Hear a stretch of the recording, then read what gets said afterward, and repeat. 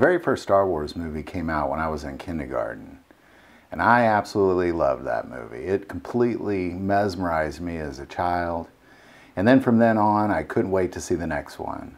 Empire Strikes Back came out when I was in 3rd grade, and Return of the Jedi came out the summer after 6th grade. My brother picked us up the last day of school and took us to see it. And it kind of changed the imagination that I had as a child, and I know it still does to this day for many others. So one of the coolest things that they had was the guns that they used. And I didn't know it at the time, but as I became more knowledgeable on firearms, I realized they were actually just using very traditional guns, mostly German guns. So what we're going to take a look at is we're going to take a look at the top 5 Star Wars guns in real life. Number 1, Han Solo's DC-44 Blaster. What this is a modified Mauser C96, otherwise known as the broom handle. Created in Germany from 1896 to 1937, it was a semi-automatic, traditionally firing the 9mm Parabellum, but it was made in several other calibers. It was one of the major sidearms of Germany during World War I.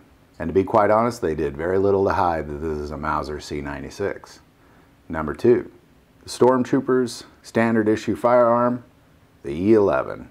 All this is a modified British Sterling submachine gun in 9mm. The Sterling was produced during World War II to replace the Sten gun. It was made from 1944 to present. Clearly it was an awful choice for the Empire, as all the Stormtroopers were just terrible shots with this gun. Number 3, the Rebels standard issue rifle, the A280.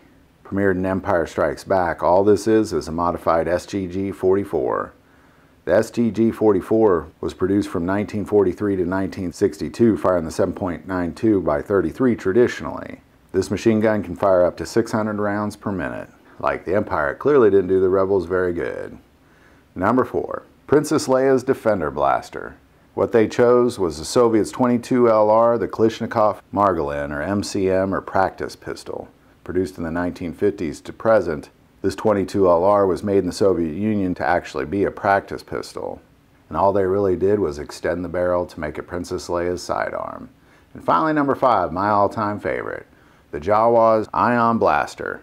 The reason I like this so much is it is clearly just a modified Enfield number 1. The Lee Enfield was produced from 1895 to 1904, and they made over 17 million of these. Firing the .303 British, the Jawa's Iron Blaster clearly just took out the electronics of robots. So there you go. There's my top 5 Star Wars guns in real life. I'm sure there's tons of them that I missed. If you have any, put them in the comments below. If you like this video, click like and subscribe.